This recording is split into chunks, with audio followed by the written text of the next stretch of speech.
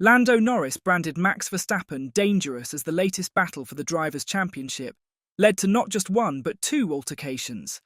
Is it time for the FIA to intervene before they risk each other's lives any further? Let's have a look. Lando Norris closed the gap on Max Verstappen to 47 points in a dramatic Mexico City Grand Prix showdown after the Dutchman was handed a whopping two 10-second penalties. This came because of two separate clashes with Norris on the same lap. Despite this, Verstappen still managed to secure sixth place. Norris, meanwhile, took an impressive second, overtaking Ferrari's Charles Leclerc with just 9 laps remaining, while Ferrari teammate Carlos Sainz clinched a dominant victory. The first penalty for Verstappen came after he forced Norris off the track at turn 4 on lap 10, followed by another penalty just 4 corners later for leaving the track and gaining an advantage. In this race, Lando Norris managed to keep his car slightly ahead at the apex, meaning that, guidelines unchanged, Verstappen was still required to leave him space. When he didn't, a penalty was all but guaranteed. Then, at turn 8, Verstappen tried to reclaim his position. Norris, believing he had no obligation to yield, held his ground. But as Verstappen lunged for the inside line, he went wide, sending both cars off track. Over the radio, Norris shared his thoughts on the turn 4 encounter, bluntly critiquing his rival's tactics. He said, "I was ahead the whole way through the corner. This guy is dangerous. I just had to avoid a crash. It's the same as last time. I will end up in the wall in a minute." Lando Norris holds a genuine respect for Max Verstappen's talent and even enjoys his company off the track.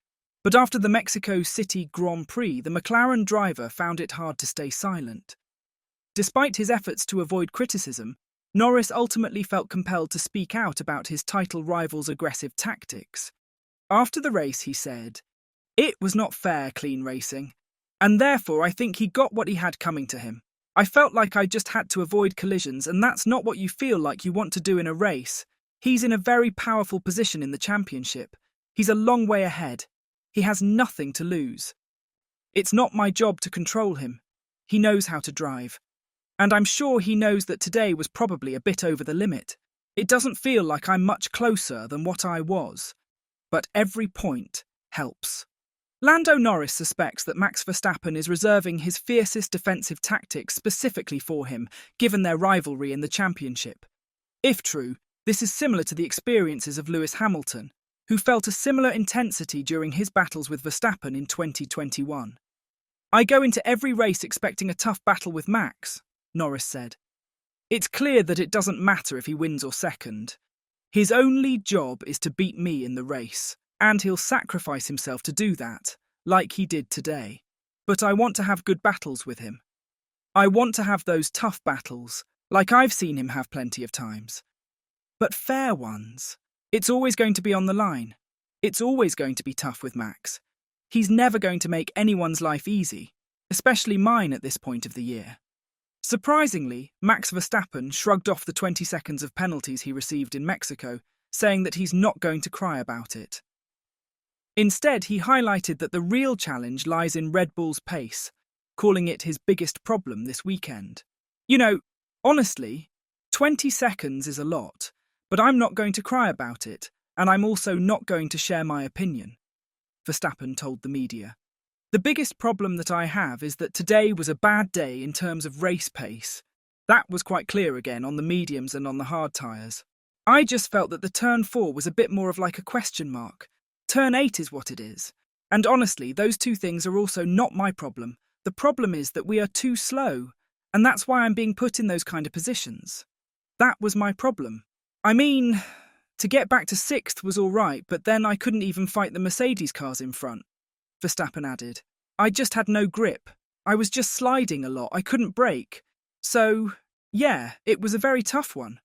When asked if he believes Red Bull can resolve the issues with the RB20 before the season wraps up, Verstappen replied, "I mean, we're trying, but I mean Austin was more promising, here again was a bit more tough.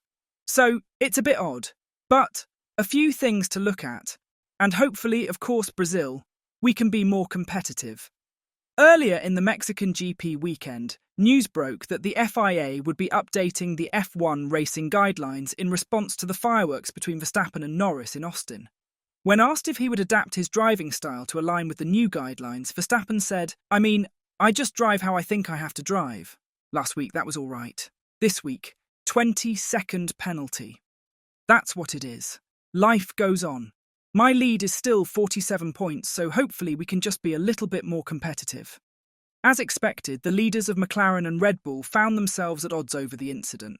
McLaren Racing CEO Zak Brown stated, "It's getting a bit ridiculous. I applaud the FIA stewards. Enough is enough. Let's just have some good clean racing moving forwards. The stewards are on it. That's clear by the penalties that were given. The stewards did a good job this weekend." Red Bull team principal Christian Horner, on the other hand, presented data he claimed demonstrated that Norris braked later during the incident lap than he did even on his fastest lap of the race, suggesting he was never in a position to make the corner. He further accused Norris of intentionally positioning himself to ensure he had the edge going into the corner. "It used to be a reward of the bravest to go around the outside," Horner said. "We are in danger of flipping the overtaking laws upside down, where drivers will just try to get their nose ahead at the apex and then claim they have to be given room on the exit. You can see quite clearly he has effectively come off the brakes, gone in super late to try to win that argument the way these regs are written. And then at that point you are penalised." The irony was palpable. Horner accused Norris of executing on the outside what Verstappen had done on the inside in Austin, all while defending Verstappen's actions as acceptable. But did this incident ultimately rob Lando Norris of a well-deserved victory? McLaren team principal Andrea Stella weighed in, stating, "At the start of the race in the first stint, I thought this is probably not making a big difference because I thought the Ferraris are faster today. But as we were going through the first stint, as soon as Lando got clear of Verstappen, he showed he had very competitive pace, and in the second stint he proved he was as fast as Ferrari. So in hindsight now, when I look at the incidents, there is a little bit of disappointment because without that, I think Lando could have fought for victory.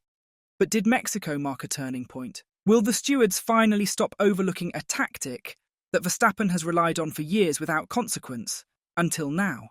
Mercedes team principal Toto Wolff weighed in. "A driver will always push to the limit, and when the rules or the interpretation of the rules allow a certain way of racing, a driver like Max is always going to exploit it. Now there has been a new interpretation and execution of those regulations, and I think it will change the way everyone races in future, and you won't see that anymore. The rules are pretty clear and the drivers know, but everybody is trying to push that, and if you get away with it, that is the new limit. Will it change? Absolutely. Now there is precedent. From now you have to leave space on the outside of a corner if a car is next to you, and braking late and dragging the other car out of the track is not allowed anymore. It is good for racing. Is Max Verstappen really as dangerous as Lando Norris makes him out to be? Or is the McLaren star just making excuses for not being able to keep up with the Dutchman? Tell us your thoughts in the comments section down below. And as always, don't forget to like and subscribe to the channel if you haven't. Thanks for watching.